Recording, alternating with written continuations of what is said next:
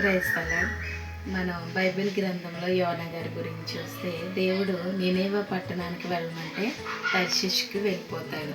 అప్పుడు దేవుడు మరలా అక్కడ కొన్ని శ్రమలు కలిగి చేసి నినేవే పట్టణానికి యోనాన్ని నడిపిస్తారు.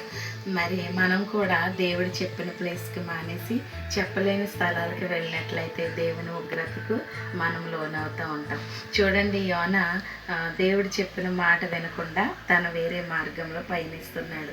ఈరోజు కూడా అనేకులు దేవుని మాటను లోబడకుండా, దేవుని మాటకు విధేయత చూపకుండా, దేవుని యందు భయభక్తులు కలిగి లేకుండా తమకిష్టానుసారమైన జీవితాలు బ్రతుకుతున్నారు. తమ మార్గాల్ని ఏర్పరచుకొని అందులో నడుస్తున్నారు.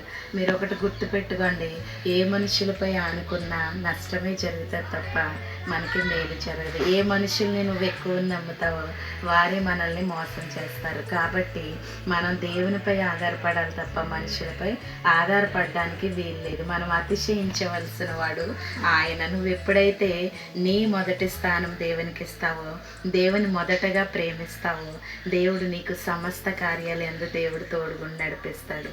చూడండి, యోనా నినివే పట్టణం ప్రజలందరూ పాపం చేత ఆ ఊరు శపింపబడింది. అప్పుడు దేవుడు చెప్పినప్పుడు, దేవుని ఉగ్రత ఆ ఊరి మీదకి వస్తుంది అన్నప్పుడు రాజు, పశువులు, ఆ ఊరి ప్రజలందరూ కలిసి గోనెపట్ట కట్టుకొని ఉపవాసం ఉండి ప్రార్థన చేసినప్పుడు దేవుడు చేస్తానన్న కీడు చేయకుండా దేవుడు వారిని క్షమించి వదిలేశాడు. మరి ఈరోజు భయంకరమైన ఉగ్రత, దేవుని ఉగ్రత మనం చూస్తున్నాం. దేవుడు ఎంతో ప్రేమ కలిగి ఇంకా చూస్తున్నాడండి. మనం మారుతాం, ఈరోజు వస్తాం, రేపు వస్తామని, కానీ మనం దేవుని వైపు మాత్రం తిరగట్లేదు. ఒకసారి ఆలోచించండి, దేవుని చేతిలో పడటం చాలా భయంకరం. అందుకే సమయం ఉన్నప్పుడు, దేవుడు నీకు అవకాశం ఇచ్చినప్పుడు, దేవుడు నీ కొరకు తన చేతులు చెప్పినప్పుడు దేవుని చేతుల్లోకి వెళ్ళడానికి ఇష్టపడండి. దేవుని కార్యాలు పొందుకోండి.